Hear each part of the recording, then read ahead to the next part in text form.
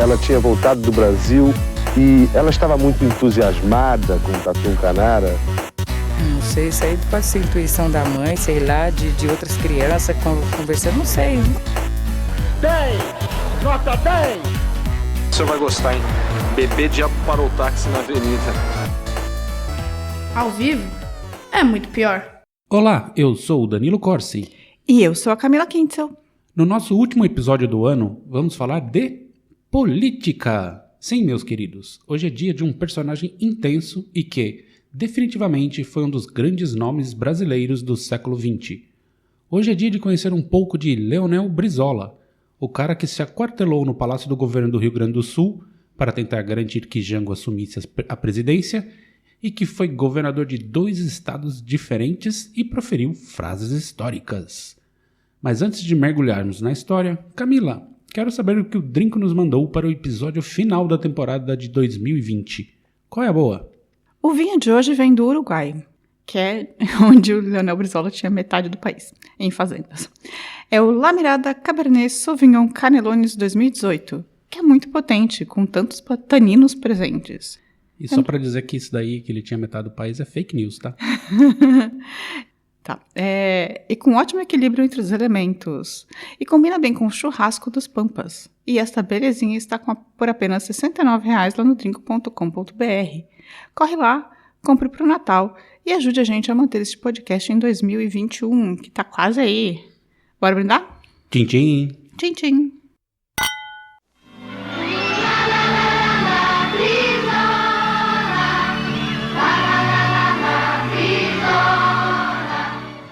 Bom, antes de começar a história, preciso falar 2 coisas. A primeira dela é que a biografia de Leonel Brizola é muito extensa, então tive que fazer alguns recortes e ser mais generalista, porque senão teríamos um episódio de umas 3 horas, o que não é a nossa proposta aqui. E a segunda coisa é que prometo não bancar o paulista imitando o gaúcho, porque geralmente é um grande desastre. Correto, Camila? Completamente correto. Aliás, paulista, quando tenta imitar qualquer coisa, é um completo desastre. Verdade. Nessa eu devo concordar. Depois de dizer que não tem sotaque. Em geral é o que acontece. Vamos lá. Leonel de Moura Brizola nasceu em 22 de janeiro de 1922. Olha! Em Cruzinha, atual Carazinhos, perto de Passo Fundo, no Rio Grande do Sul. Filho de José Oliveira dos Santos Brizola e de Onívia de Moura, Leonel era o caçula do casal, que tinha ainda outros 4 filhos. Irani, Francisca, Paraguaçu e Frutuoso. Gente do céu! Frutuoso, na verdade. Paraguaçu e Frutuoso foram as pessoas que se deram mal, né? A Irani também, né?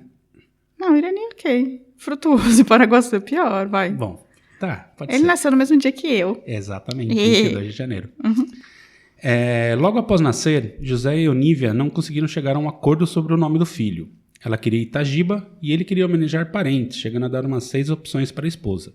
Sem acordo, o menino ganhou a alcunha de Gurizinho por 4 anos. Eles chamaram o filho de Gurizinho por 4 anos? 4 anos. Não chegaram num consenso no nome. E não registraram? Não registraram. Nessa época não registrava. Não precisava registrar imediatamente, né? Não era o hábito. Senhor. Gurizinho. Gurizinho, por 4 anos. Mas logo no ano seguinte ao seu nascimento, estourou a Revolução de 1923 no Rio Grande do Sul. A grande treta entre chimangos e maragatos, que já vinha desde o século XIX. Grosso modo, era uma briga de 2 grupos pelo poder no Estado, e acho que vale um episódio para contar essa história, que fez acender à política um nome gigante, Getúlio Vargas. Mas voltando ao Brizola, nessa guerra local, seu pai José se juntou a Leonel Rocha, um maragato da região, e foi para o combate. No ano seguinte, já com o término do conflito, José acabou sendo assassinado por um desafeto da guerra. Seu corpo foi levado de volta à fazenda da família, tombado em um cavalo. E o jovem gurizinho foi o primeiro a ver o pai morto. Eita, que triste. Ele estava lá na casa e um cara foi levar o corpo do José e ele estava na porta assim, e viu o pai chegando morto. Entendi. Ele foi morto depois que a guerra acabou. Depois, tretas pós-guerra, assim. Mas por conta da guerra, mas desafetos, né? Provavelmente ele plantou alguma e alguém se vingou. Uhum. E isso marcou bastante a personalidade do menino. Com 4 anos, em homenagem ao pai, pediu para ser registrado como Leonel, o comandante maragato por quem seu pai lutara. Onívia aceitou, mas meteu um Itagiba ali. Então, Leonel Itagiba de Moura Brizola foi finalmente batizado e registrado. Mais tarde ele arrancaria esse Itagiba do nome. Eu não Não acho tão ruim Itagiba, não. Leonel Itagiba é ruim. Não acho tão ruim Itagiba. Aí a mãe chamava Nívia, né? Não é que... Pois tipo, é, então, obviamente tem... uma Olívia que deu errado. E que é o Itagiba pra quem já tinha um Paraguaçu, né? Então podia ser Paraguaçu. É, irmã Paraguaçu. Não sei, não. Acho que A irmã era Paraguaçu. É a irmã, né? Então. E a Olívia, obviamente, era uma Olívia que não deu certo, né? Tipo, não tinha como. Registraram errado.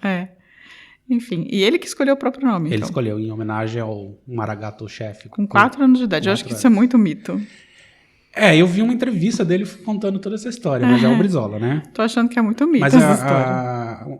A irmã dele contou também essa história. A Francisca ou a Paraguaçu? Foi a Francisca. Tem um documentário que é o Brizola, Tempos de Luta, que tem acho que quase 2 horas de duração, 1h40, assim. Aí a irmã conta toda essa história que ela que cuidava dele com 4 anos, aí ele falou que queria chamar Leonel por conta do cara. Sei. Mito. Fica bom, né? Pra contar. A morte de José, obviamente, foi um baque na família. Em uma disputa jurídica pelas terras da família, Onívia perdeu e teve de se mudar dali.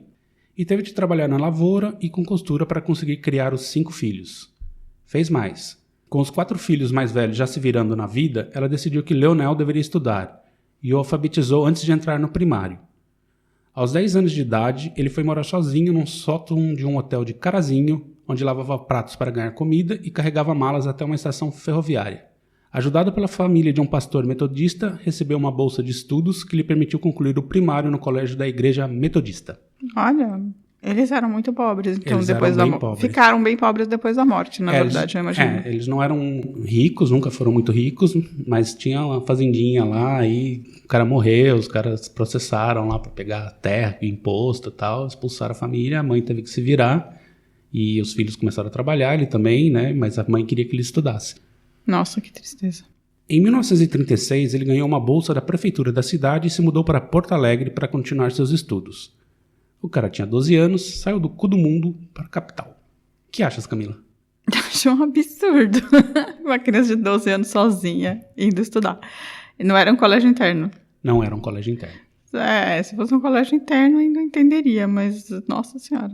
Bem, sobreviveu, né? Sobreviveu. Parece. Bom, como ele não era rico nem nada, ele teve de trabalhar. Foi engraxate e ascensorista enquanto fazia um curso técnico rural. Ao terminar, ele não quis saber nada de trabalhar na área agrícola e tornou-se graxeiro na refinaria de óleos e graxas em Gravataí. A empresa era de Hildo Meneghetti, que seria um dos maiores rivais políticos de Brizola no futuro. Graxeiro é tipo quem faz graxa? Quem faz graxa. Olha. Depois ele passou em um concurso público e se tornou técnico do Ministério da Agricultura, coisa que teria um baita impacto na sua vindoura carreira política. Em 42, ele entrou no ensino médio no Colégio Júlio de Castilhos e ali começou a entrar para a política ao fundar o Grêmio Estudantil. Já em 42. 42. No meio da guerra. No meio da guerra. E 45 foi marcante para ele. Ele entrou no curso de Engenharia Civil na Universidade Federal do Rio Grande do Sul e mergulhou na política. A Segunda Guerra havia terminado e havia no Brasil um clima pelo fim da ditadura do Estado Novo. Afinal, o mundo tinha lutado contra ditadores e o Brasil mandara tropas e ainda tinha um ditador no comando. Porém, é Brasil, né? Havia o chamado movimento queremista, que encantou o Brizola. Esse movimento era basicamente: queremos o fim da ditadura de Getúlio e queremos o presidente Vargas. O que você acha, Camila? Tira o ditador e deixa o ditador de presidente. Elege o Vargas. Queremos. Em vez de... É uma coisa tipicamente gaúcha, isso eu diria. Também, né? O gaúcho, porque assim, eles estavam bem representados, né? Pelo Getúlio. Mandando ali... Então, aí... E ao mesmo tempo, eles também... Os gaúchos, eles são muito politizados, então eles não iam conseguir lidar bem com a ditadura. Mas eles também não iam querer trocar por um presidente paulista, por exemplo, ou... carioca. Ou mineiro, né? Que era o Mineiro, café com leite. Então, acho que faz todo sentido. Tô rindo. E o Brizola mergulhou de cabeça no trabalhismo de Vargas e se filiou ao PTB, Partido Trabalhista Brasileiro. Que um dia foi um partido trabalhista mesmo. Pois é. E ele foi incumbido de criar a ala jovem do partido. Em uma reunião do partido, conheceu Neuza Goulart, que viria a ser sua esposa. Mas a história é boa. Nessa reunião, ele viu Neuza em um grupo de mulheres, mas não sabia quem era. Perguntou para outros amigos se a conheciam, mas ninguém conhecia. Aí ele decidiu que todo mundo ali deveria se recadastrar no partido. Ele pegou um punhado de ficha e ficou lá até que ela veio preencher. Aí ele descobriu seu nome e soube que ela era irmã de João Goulart, outra figura importante do partido. E um ano depois, eles estavam namorando. Então, peraí, o nome da mulher do Brizola era Neuza Brizola depois? E... Neuza Goulart Brizola. Ah, entendi. E eles deram o nome pra filha igual? Igual. Meu Deus do céu. Era Neuzinha. Tá difícil isso, hein? Uhum. E em 47, cursando engenharia, ele foi eleito deputado estadual pelo PTB. E em 49, ele termina a faculdade de engenharia. 50, ele foi reeleito e também se casou com Neuza, tendo Getúlio Vargas como padrinho. Olha. Né? O cara não era fraco, não. E esse casamento deu 3 filhos ao casal. O ex-deputado José Vicente, que nasceu em 51 e morreu em 2012. O arquiteto João Otávio Brizola, que nasceu em 53 e morreu em 17. E a cantora Neuzinha, nascida em 54 e que morreu em 2011. Nossa, morreram todos os filhos dele já, Todos então. os filhos. Agora tem um neto que tentou ser vereador no Rio, mas não foi eleito. Ah, é verdade, tinha um Brizola. Filho de quem, você sabe? Não sei. Eu acho que é do João Otávio, mas eu não tenho certeza. Tá, então José Vicente, João Otávio e Neuzinha. E Neuzinha. Mas o nome dela era Neuza, imagino. Neuza. Ah, tá. Mais conhecida como Neuzinha. Gente, quem que bota o nome do filho, tipo... Tinha que ser tipo Júnia. Juniara, né? Juniara, sei lá. Né? Filha. Filha. Nossa, que coisa esquisita. Tá, enfim. Em 51, ele concorreu à prefeitura de Porto Alegre, sendo derrotado por Hildon Meneghetti, seu ex-patrão. Em 52, ele aceita o cargo de secretário de Obras Públicas do governo do Rio Grande do Sul e fez o primeiro plano de obras do estado. E, olha só, já planejava criar cinturões verdes por todo o estado. Faz sentido, né? Porque ele saiu da escola rural e foi pra engenharia. Sim. Precisa juntar as duas coisas. E o trabalho dele no Ministério da Agricultura assim, teve bastante impacto assim, nessa... Tipo, ele começou a pensar várias coisas. Em 54, no meio da comoção pelo suicídio de Getúlio, ele concorreu a deputado federal e foi eleito. No dia da posse, durante o juramento de Carlos Lacerda, desafeto de Vargas, ele fez a seguinte intervenção no plenário. Pela ordem, senhor presidente, esse é um juramento falso. Ele está jurando aqui dentro a democracia e está pregando o golpe lá fora. Bum! Ele virou conhecido nacionalmente e ganhou um inimigo. Eu gostava do Brizola. Daí, em 55, ele funda o tabloide Clarim, que usou como plataforma para se candidatar novamente à prefeitura de Porto Alegre. Ele copiou o nome do jornal argentino. Sem tá, dúvida. Entendi. Desta vez, ele foi eleito, e sua gestão foi marcada pelo enfoque na educação, criando escolas de 2 turnos e em saneamento básico. Foi tão popular que, em 57, o PTB o indicou para concorrer ao governo do estado. O Partido Comunista Brasileiro endossou sua candidatura, mas Brizola rejeitou, chegando a fazer uma nota de repúdio pública. Ou seja, de comunista ele nada tinha.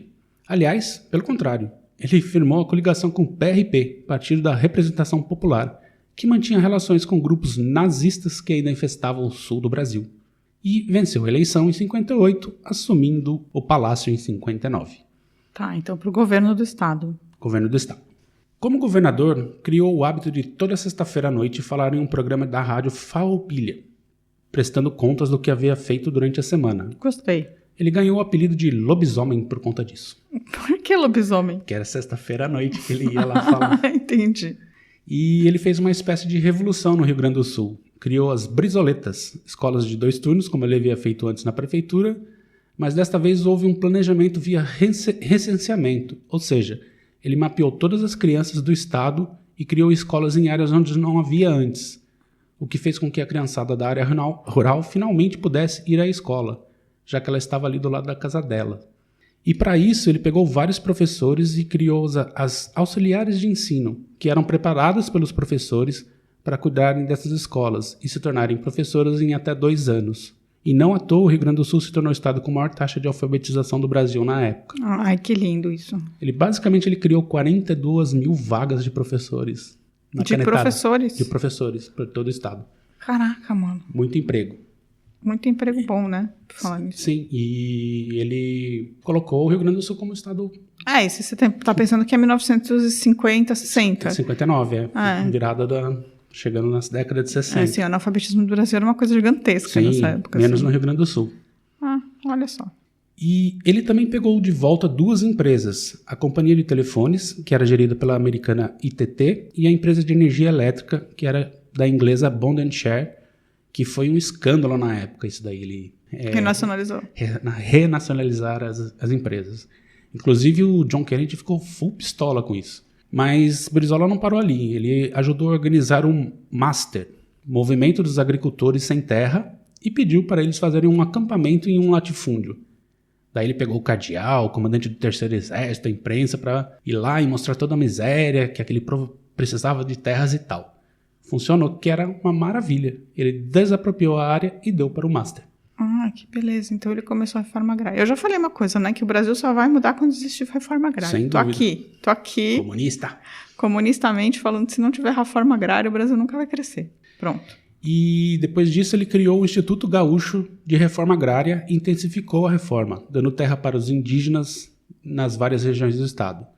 E ele chegou a dar mais de 1.000 hectares de sua fazenda Pangaré para um Master. Olha, Fazenda Pangaré. Gostei do nome. E no meio de tudo isso, ele ainda fez a campanha da legalidade. Jânio Quadros havia renunciado e a Câmara fez o que sempre faz. Decidiu o que queria. E ela decidiu que João Goulart não poderia tomar posse. Ele se entrincheirou no Palácio do Governo e usou a rádio para atacar os militares e incentivar a população a ir às ruas em protesto. Ele ganhou o apoio de Machado Lopes, o comandante do Terceiro Exército. Mas os milicos-chefes estavam putos e o ministro da Defesa mandou a aeronáutica bombardear o palácio. Os sargentos da base aérea de Canoas se rebelaram, furando os pneus dos aviões. E nada aconteceu. Nossa, talvez valha a pena fazer um episódio sobre esse cerco do palácio do governador. As histórias são maravilhosas ali. Ele pistolando na rádio, falando que precisava, que o João Goulart tinha que assumir e tal. Que por acaso era cunhado dele também. Cunhado dele. Tá. Mas no meio desse furdúncio todo, Jango fez janguice. Ele aceitou o parlamentarismo sob o comando do premier Tancredo Neves. E ele como presidente. Brizola ficou pistolaço, mas teve de aceitar. Foram 12 dias à beira de uma guerra civil. Entendi. O Brizola estava disposto a ir pro pau. Mas o Jango não. O Jango não. O Jango não. Se você quiser saber quando o Jango mostrou a perna para uma criança, por favor. Meu Deus do céu, é verdade. Ouçam o episódio do incêndio no circo. Pois é. Como é que chama? Circo americano. Circo americano. Gran Circo Americano. E aí ele terminou seu mandato e concorreu novamente a deputado federal. Só que desta vez pelo estado da Guanabara. E em 63 foi eleito. Aí ele organizou um plebiscito e trouxe de volta o presidencialismo com Jango presidente. E aí ele começou seu plano de criar os Grupos dos 11, que eram células de 11 homens armados que defenderiam e difundiriam os principais pontos de uma agenda reformista que teria que ser alcançada na lei ou na marra. Mas nada tinha de socialismo ou comunismo nisso. Era puro nacionalismo mesmo. Ele dizia, gosto tanto de propriedade privada que quero dar para todos os brasileiros. Boa fala, hein? Mas ele estava ali querendo fazer um grupito de terroristas. Terroristas! Grupo dos 11. Grupo dos 11. Eram vários grupinhos para atacar, se for preciso. E ele foi além. Ele ajudou a derrubar o ministro da Fazenda de Jango, Carvalho Pinto. Ele queria ser o ministro. Se queremos fazer uma revolução, temos de ter a chave para o cofre. E aí ele foi com tanta sede ao pote que não conseguiu. Aí ele tretou forte com João Goulart, rompendo politicamente e pessoalmente com ele. Ele estava convencido que Jango queria dar um golpe apoiado por comandantes militares. Eles voltaram às boas em janeiro de 64, quando Jango aceitou o apoio da Frente de Mobilização Popular, do Partido Comunista Brasileiro e do Partido Geral dos Trabalhadores, se tornando um governo bem mais à esquerda. Social-democrata, né? O Jango? Total. Assim.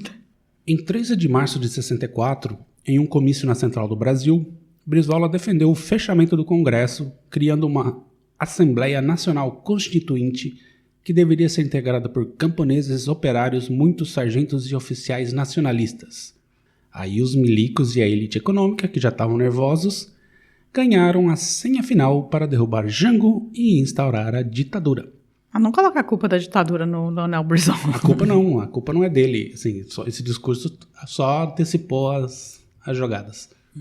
Daí Brizola vai a Porto Alegre e tenta incitar o Terceiro Exército a se rebelar, até porque Jango não estava interessado em resistência.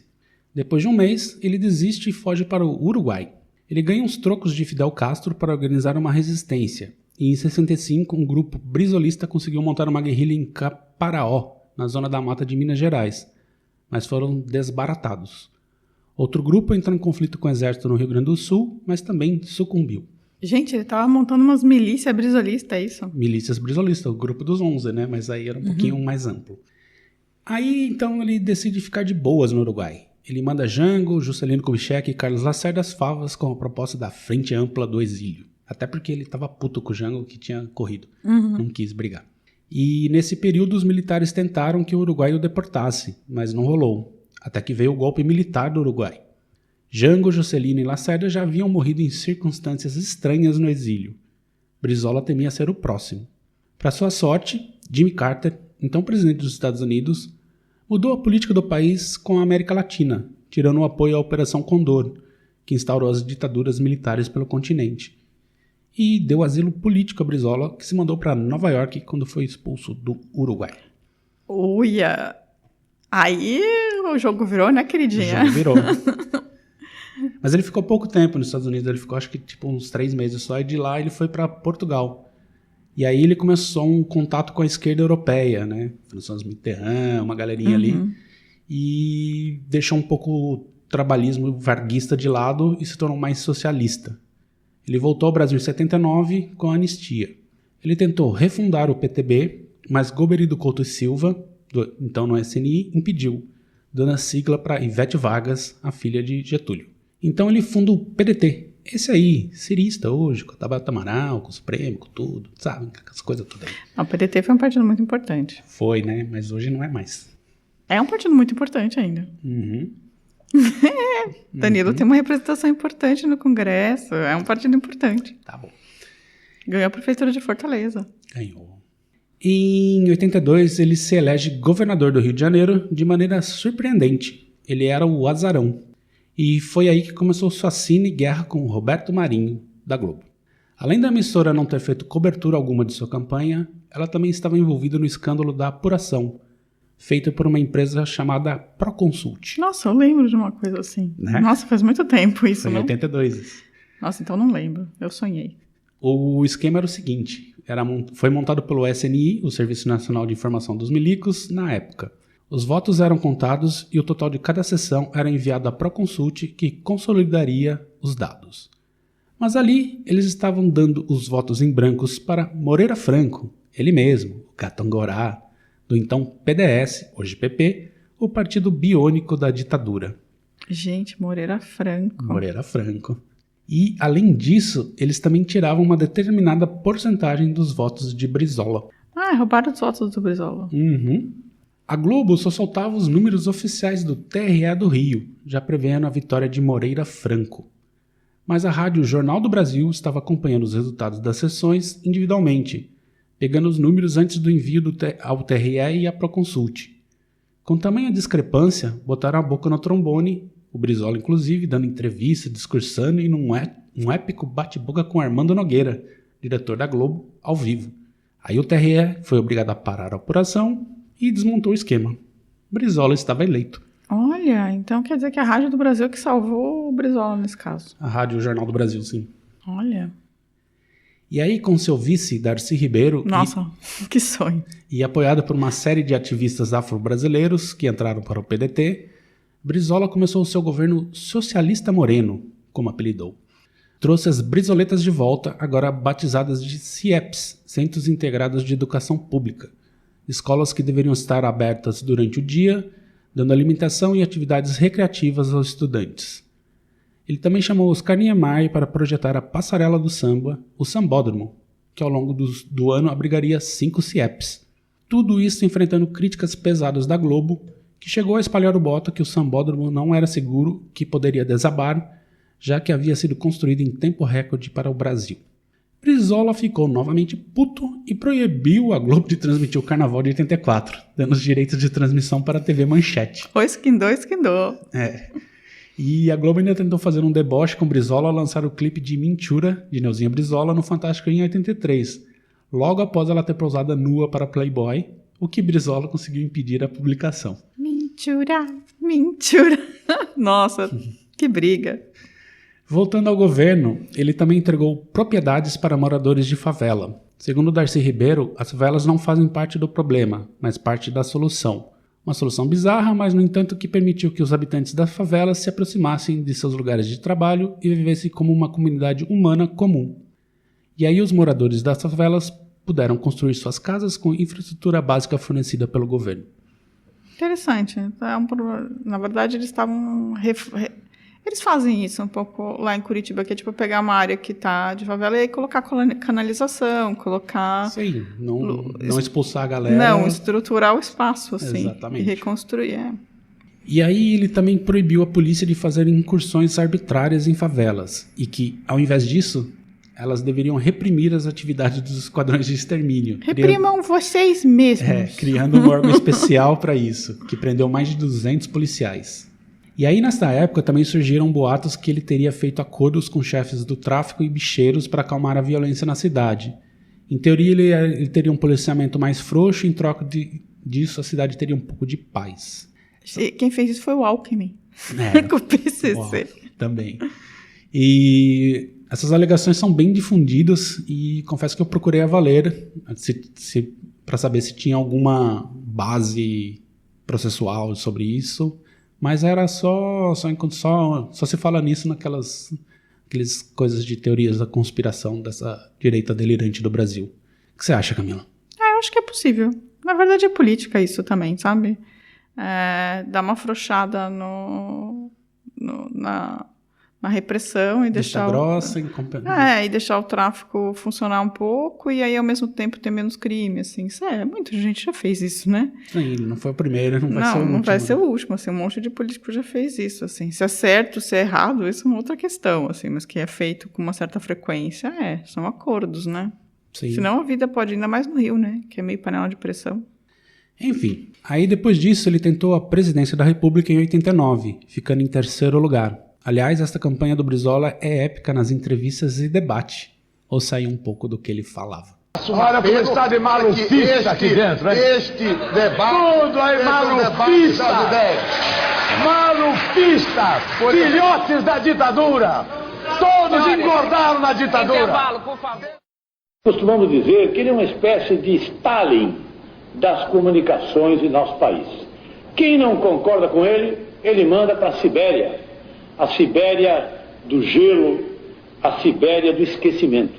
Cuidado com o que este jornal publica. Não é mais um órgão isento de informação.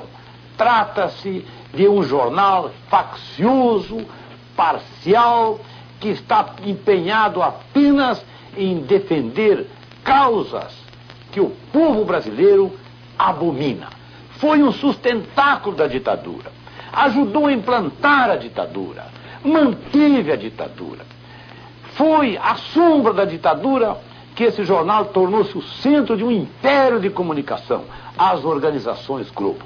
Claro, eles querem continuar com os seus privilégios, com os seus cartórios. E por isso é que temem a eleição de um cidadão independente. Governador, no ambiente da esquerda brasileira, se diz que quando os esquerdistas brasileiros vão a Cuba, o Fidel Castro pergunta afetuosamente como está El Ratón, referindo-se ao senhor. Qual é a origem dessa história? Olha, eu sei, não é só lamento que você queira baixar assim o nível da nossa discussão. Não, porque como é uma coisa que muita gente... Olha, Ratón, eu não vejo ninguém mais parecido com o Ratón do que você. Tu tens uma cara de Ratón. Mas só que Fidel Castro não é como assim, né? Olha, isso tudo foi algum que criou isto para me ofender, me agredir, me insultar, como quis você fazer. É isso que agora, eu queria saber. Não mexeu com o meu pulso.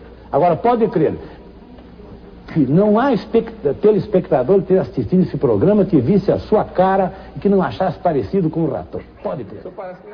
Em 90, ele concorre novamente ao governo do Rio e vence, assumindo em 91.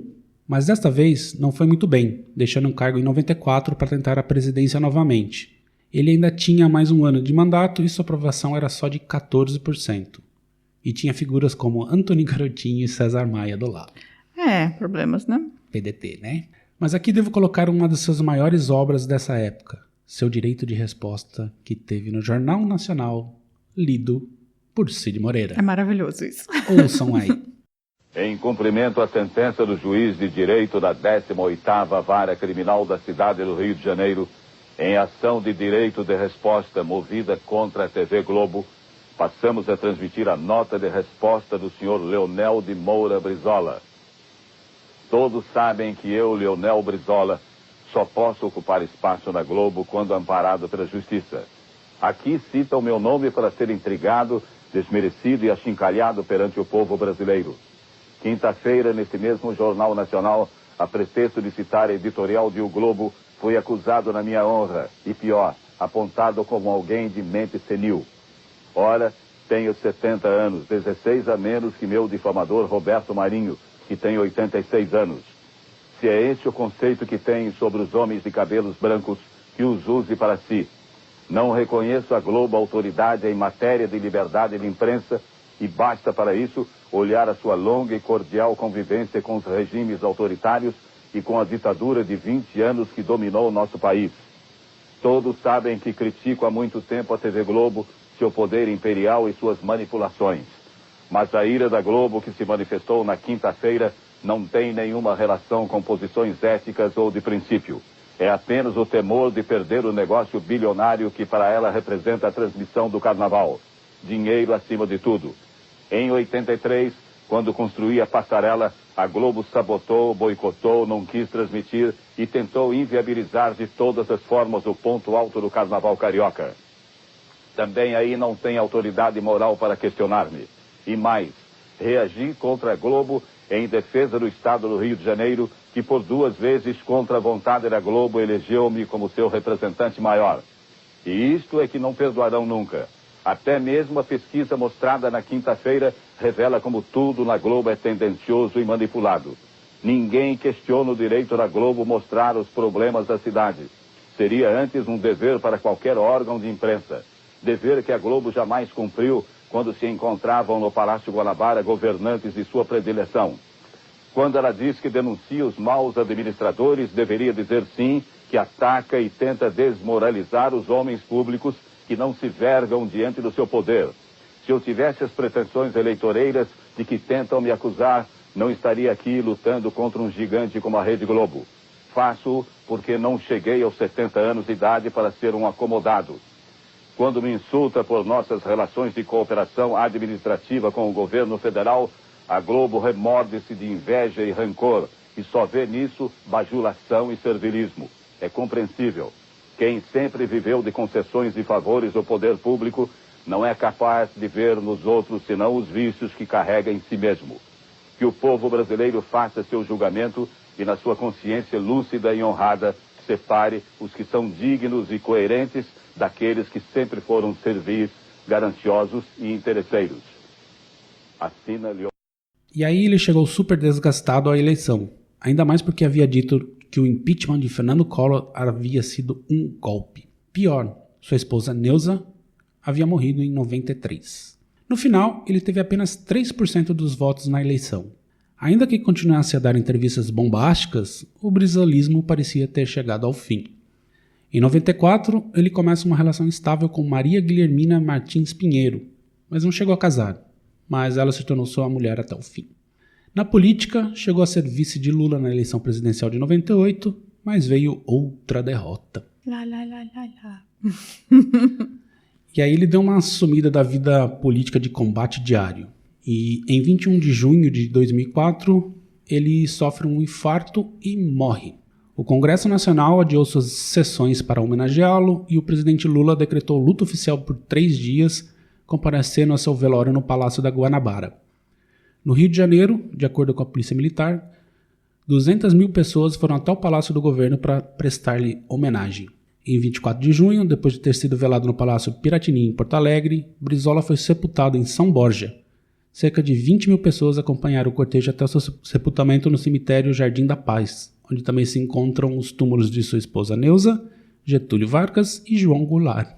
Que vida intensa, não, Camila? O que você achou da história? Eu adorei, assim, tinha várias coisas que eu não sabia. Eu não sabia a biografia do Pisola, eu só lembrava de algumas aparições dele, assim. E eu sabia que ele tinha se aquartelado na época da história do Jango, assim. Na verdade, assim, ele se rebelou bem porque os caras não queriam deixar o Jango assumir, né? Sim. Ali ficou bem na beirinha mesmo de ter uma guerra civil, mas o Jango ficou com medinho e falou, não, deixa o tanque. Para de horrorizar o Jango. O Jango era uma boa pessoa. Vera Magalhães da política. O Jango era uma boa pessoa. Uhum. Entregou o Brasil de bandeja pros milicos. Jango era uma boa pessoa. Enfim, é engraçado ele ter sepultado em São Borja, né? Ele Curioso. não era de São Borja, mas aí, tipo, deixou todos os principais nomes da política gaúcha no mesmo lugar, né? Virou um lugar de culto.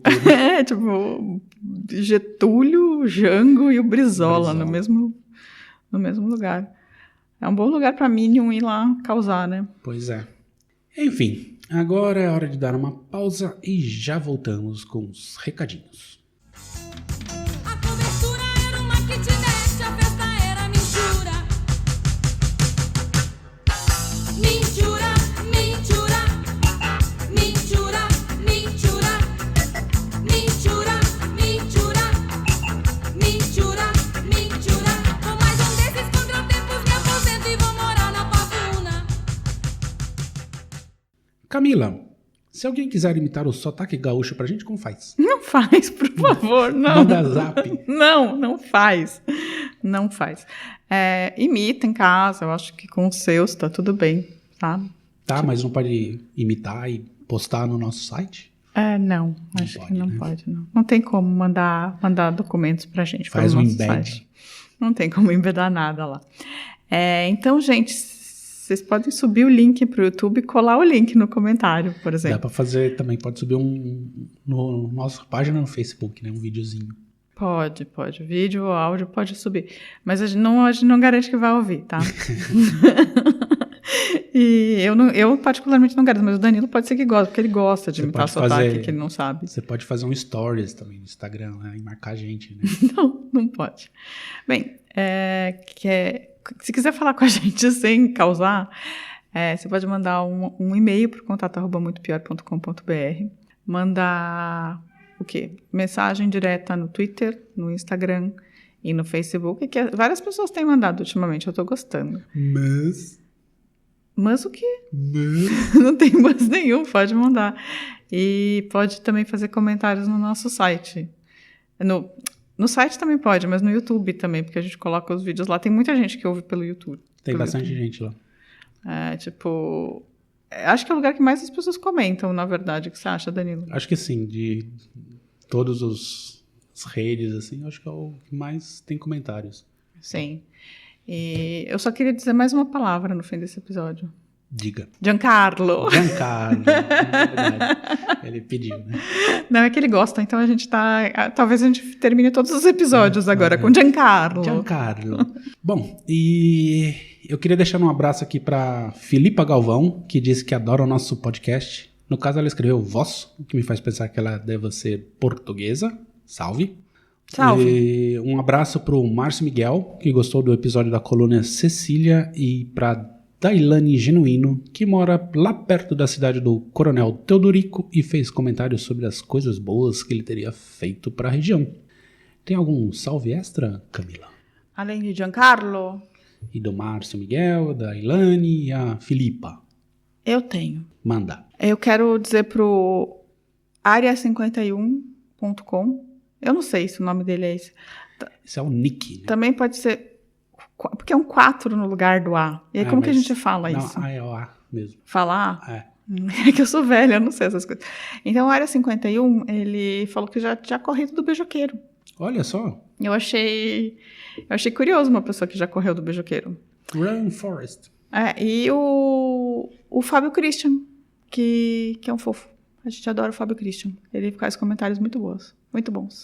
Enfim, é isso. Boas festas, piores. Muito cuidado nas aglomerações. É piorzeiros. Piorzeiros, né? Piorzeiros. Piorzeiros. Então é isso, piorzeiros. Não se aglomerem. Não se aglomerem no Natal, no Réveillon, muito louco. Ai, a gente A precisa pandemia não acabou, aguenta mais um pouco aí, tá? A É, vacina a gente- já é real. A gente precisa dizer que a gente vai parar agora, né? Acho que é Sim, importante sim, dizer sim, isso. sim. A gente vai parar agora que essa semana e aí a gente só vai voltar Finalzinho de janeiro ali. no finalzinho, segunda quinzena de janeiro. É, vai. lá pro dia 20, mais ou menos. Lá pelo dia 20, lá pelo dia do aniversário do Brizola. Do Brizola. Se vocês Vai ouviram esse episódio. Mas a gente avisa nas nossas redes sociais, tá? Sim, sim. Tipo, Quando no voltar, a gente dá um Facebook, alô. E no Instagram, no Twitter, ou a gente avisa uma semana antes que vai voltar, não sei. A gente vai ver ainda. Mas deixa o seu feedzinho ativado aí, não desassina a gente não, que voltaremos. E enquanto isso, ainda vai ter alguns episódios do meu outro podcast, que é o Eu e Deuses, que sou eu e a Dani Benetti, contando historinhas curtinhas de mitologia, mas esse é bem rapidinho, assim. Cada episódio tem entre 5 e 15 minutos, assim. Entre se vocês 5 e quiserem- 3 horas. Não, entre 5 minutos e 15 minutos. Não é mais do que isso. Então, bom Natal, gente. É Bom isso Natal. aí. Bom Natal, feliz ano novo. Nos vemos ou ouvimos no ano que vem. Já com vacina. Aloha. Beijo. Tchau, tchau. A vida é muito pior. Este programa é um oferecimento de drinco.com.br.